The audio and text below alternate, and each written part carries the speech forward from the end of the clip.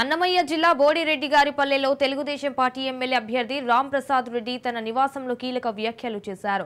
YSRCP party నాయకులు వండాడి వెంకటేశ్వర్లు ఇంటిపై దాడి చేసిన ఘటనలో తెలుగుదేశం పార్టీ నాయకులకు ఎటువంటి సంబంధం లేదన్నారు.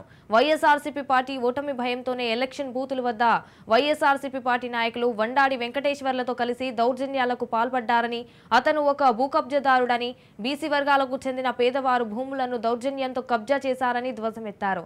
ఆ భూములు పోగొట్టుకున్న వారే ఉండాడి వెంకటేశ్వర్లు ఇంటిపై దాడి చేశారని రాంప్రసాద్ రెడ్డి తెలిపారు.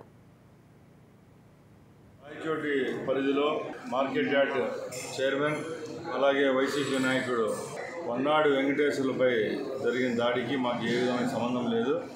ముఖ్యంగా ఈ వెంకటేశ్వర్లు అనే అతను యాంటీ సోషల్ ఎలిమెంట్.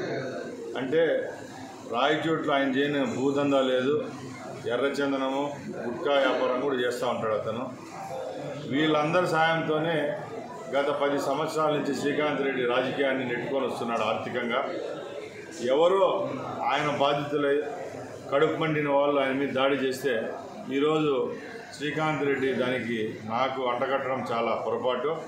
నేను ఒకటే చెప్తున్నా, శ్రీకాంత్ రెడ్డికి దమ్ము ధైర్యం ఉంటే ఏదైనా నీతి నిజాయితీగా మాట్లాడు. ఎందుకంటే ఈరోజు నువ్వు బాధలో ఉన్నావు. గత 15 సంవత్సరాల నుంచి రాయచోటి ప్రజలను మోసం చేసి 4 పర్యాయాలు ఎమ్మెల్యే అయినావు. రాయచోటి చరిత్రలోనే ఎప్పుడూ లేని విధంగా 292 బూతుల్లో తెలుగుదేశం పార్టీ ఏజెంట్లు పెట్టి నీ బాధ కారణమైంది. ఆ అక్కస్తోనే ఈరోజు మా మీద నువ్వు నిందలేస్తున్నావు. నేను సవాల్ విసురుతున్నా, నువ్వు రేపు ఎన్నికల్లో గెలిస్తే మేము తప్పుడు అన్నని నేనే ఒప్పుకుంటా. అంతే తప్పక ఎలక్షన్ల తర్వాత ఇలాంటి స్టేట్మెంట్ చేయడం చాలా తప్పని ఆయన హితబోధ చేస్తాను.